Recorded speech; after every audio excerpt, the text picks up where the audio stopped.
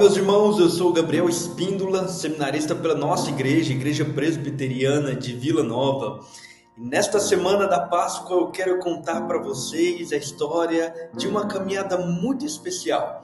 Uma caminhada de 11 quilômetros, que começa em tristeza, mas que termina em alegria e esperança.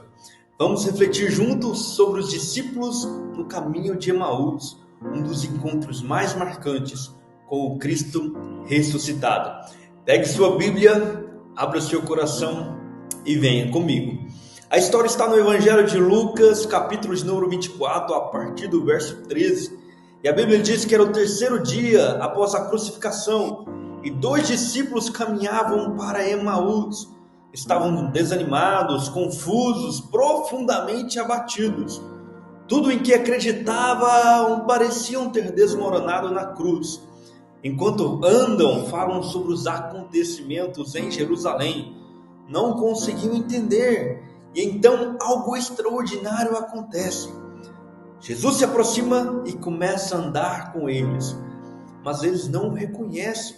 A palavra de Deus diz que os seus olhos estavam como impedidos de o reconhecer. A tristeza, a dor, a decepção, tudo isso nublavam os seus olhos espirituais.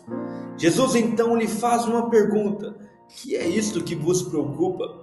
Esse é um tipo de abordagem comum para Jesus, uma marca registrada no ministério dele. Ele frequentemente inicia diálogos com perguntas, mas não são perguntas comuns, mas perguntas que tocam o coração, que confrontam, que despertam, que curam. São perguntas restauradoras, que abrem espaço para reflexão e transformação. Quer ver alguns exemplos? A Maria Madalena no jardim, ele chega a ela e pergunta: por que choras? A Tomé, que duvidava: por que me viste, creste? Ou a Pedro, após a sua negação: tu me amas? Aos discípulos em meio ao medo: por que estáis perturbados? E agora aos que seguiam no caminho de Emaús: que é isto que vos preocupa? Jesus se aproxima de forma única, direto, mas acolhedor. Direto porque ele revela o problema real, não tem rodeios. Acolhedor porque reacende a esperança no coração. Não, ele não faz essas perguntas porque ele não sabia o que se passava, por falta de conhecimento. Não, sua pergunta visava despertar interesse, de modo a ter a oportunidade de explicar a eles o que eles precisavam saber. Então os discípulos respondem: por acaso és o único que, estando em Jerusalém, não soube das coisas que aconteceram? Então os discípulos contam tudo sobre Jesus, o grande profeta poderoso, sua morte e o mistério do túmulo vazio. Jesus ouve com paciência, então começa a explicar: porventura não convinha que o Cristo padecesse e entrasse na sua glória? Eu imagino Jesus pensando: vocês não lembram das promessas que eu fiz a vocês? Vocês se esqueceram rapidamente de tudo que eu disse.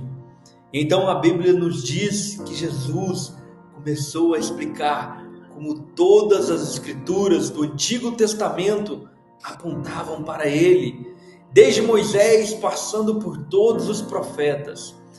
Eu não sei vocês, mas daria tudo para estar naquele caminho, ouvindo o próprio Cristo revelar como o Antigo Testamento inteiro falava dele. Que privilégio indescritível! Esse é um momento que também prova que a poderosa palavra de Deus não é uma coleção de textos soltos, mas é também uma única história que aponta para Cristo, que ela tem 3 partes: a criação, a queda e a redenção.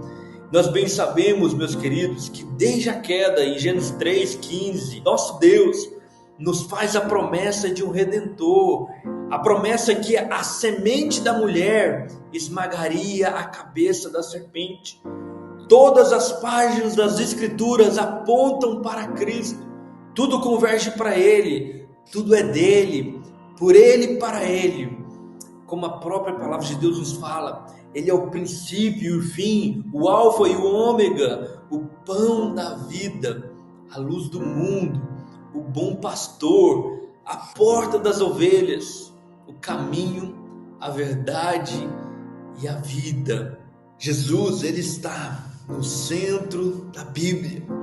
Então, no Evangelho de Lucas 24, a partir do verso 28, diz assim, que ao se aproximarem do povoado para o qual estavam indo, Jesus fez como que ia mais adiante, mas eles insistiram muito com ele.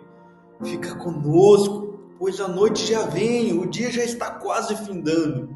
Então ele entrou para ficar com eles.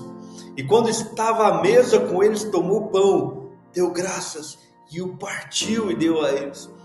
Então a Bíblia diz que os olhos deles foram abertos e o reconheceram. Então o nosso Senhor desapareceu da vista deles. Então eles perguntaram uns aos outros, não estava ardendo os nossos corações dentro de nós, enquanto ele no caminho nos expunha a Escritura? E ali, ao redor da mesa, Jesus se revela.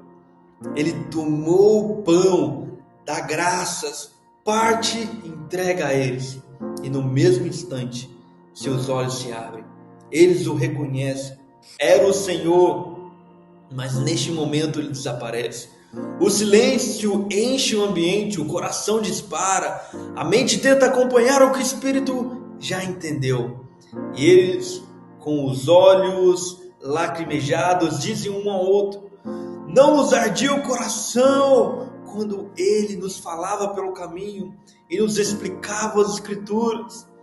Meus irmãos, aplicando para nosso contexto, quantos de nós, às vezes, caminhamos tristes, sem respostas, tentando entender os caminhos de Deus?